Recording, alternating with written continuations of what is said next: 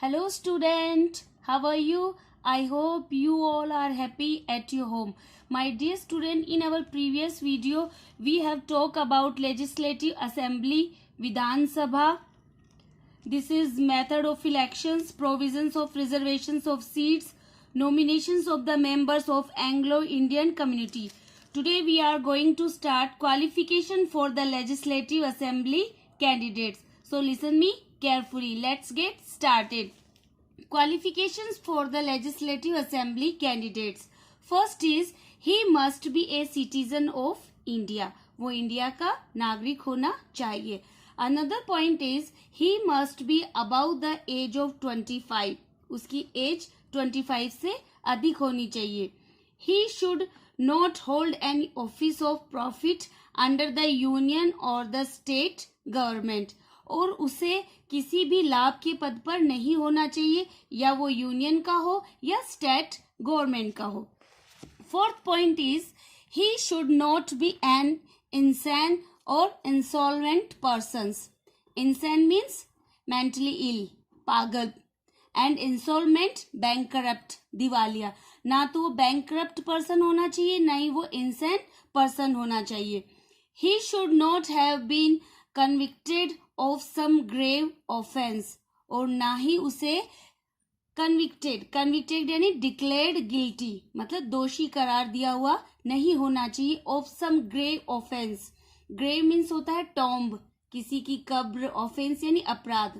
I mean to से कि किसी का मर्डर किया हुआ के ऑफेंस में वो नहीं होना चाहिए. He must fulfill all other qualifications as laid down by an act of the parliament. He must fulfill.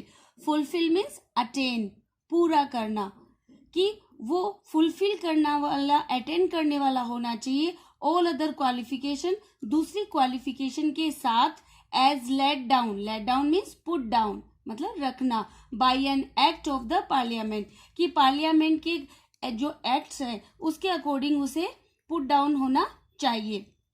Now another point is tenure. Tenure means होता है टाइम या टर्म, कार्यकाल, कि अपनी जो लेजिस्लेटिव असेंबली है उसका कार्यकाल क्या है. Let us learn. The tenure of the legislative assembly is 5 years. कि जो अपनी लेजिस्लेटिव असेंबली है उसका जो टाइम है, टर्म है, वो 5 years का होता है. But the government, sorry to say not government, governor, but the governor can dissolve. Dissolve means break down, उसको भंग कर सकता है. Governor can dissolve it any time. Okay, किसी भी समय जो गवर्नर है, अपना राज्यपाल है, वो उसको भंग कर सकता है, ब्रेक डाउन कर सकता है. Its tenure can be extended by 1 year during the imposition of national emergency.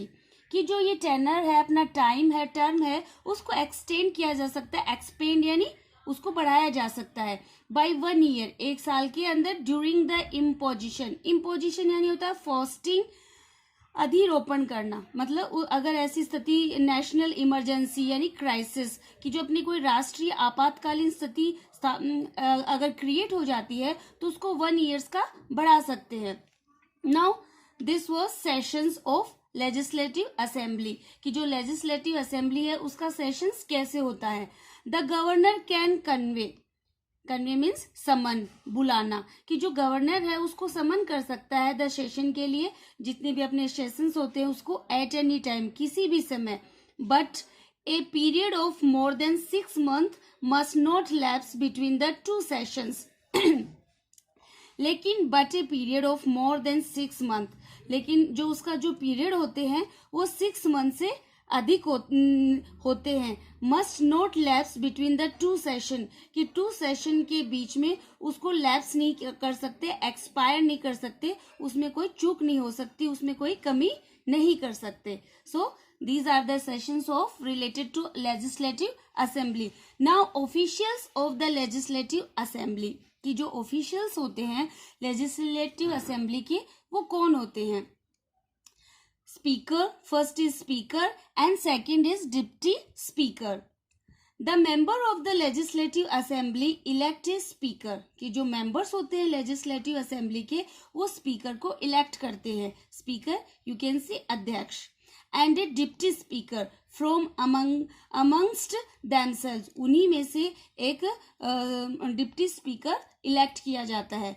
To preside over its meeting. Preside means होता है टेक द चेयर, अध्यक्षता के लिए उस मीटिंग की, उसके जो अपने मेंबर्स होते हैं उन मेंबर्स की मीटिंग लेने के लिए उनको प्रेसाइड किया जाता है. The speaker presides over the meetings, कि जो अपना स्पीकर्स होता है, अध्यक्ष होता है, वो उसका टेक द चेयर उन सभी की मेंबर्स की मीटिंग लेता है. Maintains discipline during the meeting, और वही उसका रेस्पॉन्सिबिलिटी होती है स्पीकर की कि वो मीटिंग के दौरान जितने भी डिसिप्लिन्स है अपने उनको मेंबर्स को कंट्रोल करना है या मेंटेन करना है, कंटिन्यू करना है, ये रेस्पॉन्सिबिलिटी स्पीकर की ही होती है. Yes, another responsibility of speaker is recognizes the members. Recognizes यानी knowledge, कि उनके बारे में जानकारी रखना, members के बारे में जानकारी होना. And allows them, उनको permit करना, उनको अनुमति देना to speak, बोलने की. Put the measures for voting, और जो वोटिंग के अपने मापदंड है उनको रखना. Declares the result, declares यानी proclaim, घोषणा करना, results यानी परिणाम की. तो परिणाम की घोषणा करना. These are the functions of the speaker. Now powers and functions of the legislative assembly.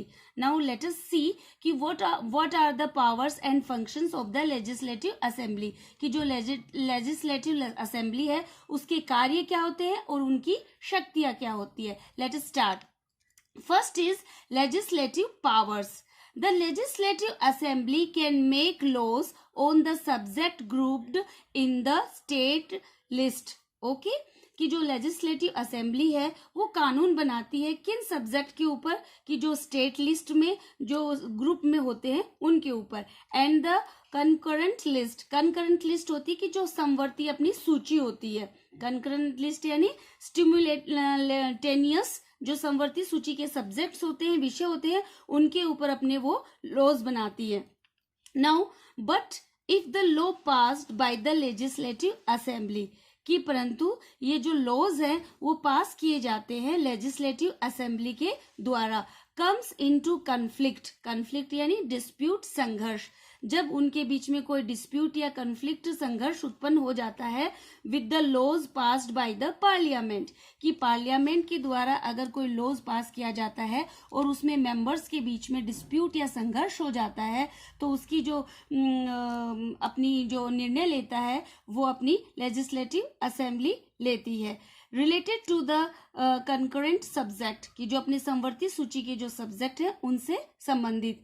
The union law will prevail, और जो यूनियन लॉ है वो क्या होता है, प्रबल होता है. प्रिवेल मीन्स विन या प्रबल होता है. In the states having a bicameral, कि जो अपनी स्टेट्स है वो रखती है बी कैमरल. बी कैमरल यानी होता है द्विसदनीय, उसके अंदर जो बी कैमरल लेजिस्लेचर होती है अपनी द्विसदनीय विधायिका होती है. द लेजिस्लेटिव काउंसिल कैन, जो लेजिस्लेटिव काउंसिल है वो हो सकती है, legislative council delay A bill for 4 months but can't veto it.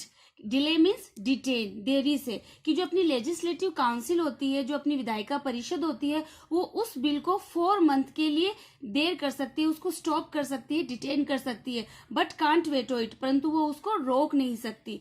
Now my dear student, second powers and functions of the legislative assembly is financial powers. अब उसकी जो वित्तीय शक्तियां हैं वो हम देखते हैं. Let us see. The legislative assembly controls the finances of the state, की जो स्टेट की जो जितने भी वित्तीय प्रबंध होते हैं उसको लेजिस्लेटिव असेंबली कंट्रोल करती है.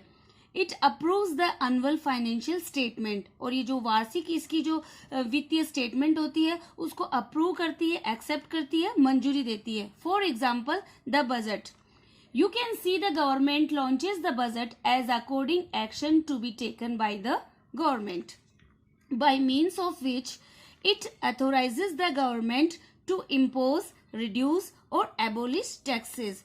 इसका मतलब ये हुआ कि जो इसको सैंक्शन करती है, गवर्नमेंट के जितने भी बजट होते हैं वो उनको सैंक्शन करती है, अधिकृत करती है. किसके लिए? टू इम्पोज, इम्पोज यानी फोइस्ट करना, उसको थोपने के रोकने के लिए, रिड्यूस यानी डिक्रीज कम करना, और एबोलिश टैक्सेस कि जितने भी अपने put and end to taxes, उन टैक्सेस को कम या समाप्त करने के लिए।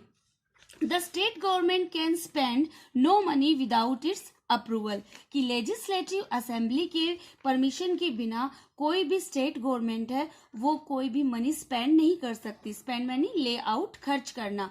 The legislative council can delay a money bill for a period कि जो अपनी लेजिस्लेटिव काउंसिल है, अपनी जो विधायिका परिषद है, वो अपने किसी भी मनी को एक पीरियड के लिए उसको डिले कर सकती है, रोक सकती है, of not more the 14 days कि वो 14 डेज से अधिक उसको नहीं रोक सकती। So my dear student, today we have completed our legislative powers and financial powers. In our next video, we have to discuss executive powers, constitutional powers and electoral powers. Okay. Now I will discuss some words. So listen to me carefully. Legislative assembly it means law forming body in a state कि state के अंदर जितने भी law बनाए जाते हैं that is called legislative assembly. Now unicameral, unicameral is a state having only legislative assembly. Bicameral a state having both legislative assembly and legislative council कि अगर किसी स्टेट में ये दोनों ही लेजिस्लेटिव असेंबली और लेजिस्लेटिव काउंसिल होते हैं तो you can say bicameral, otherwise unicameral only A state having only legislative assembly. Now speaker means you know all, a person who presides over the functions of Lok Sabha or Rajya Sabha or Vidhan Sabha. So my dear student, I hope you understood all the topics. In our next video, we have to discuss another topic. Till now, have a nice day.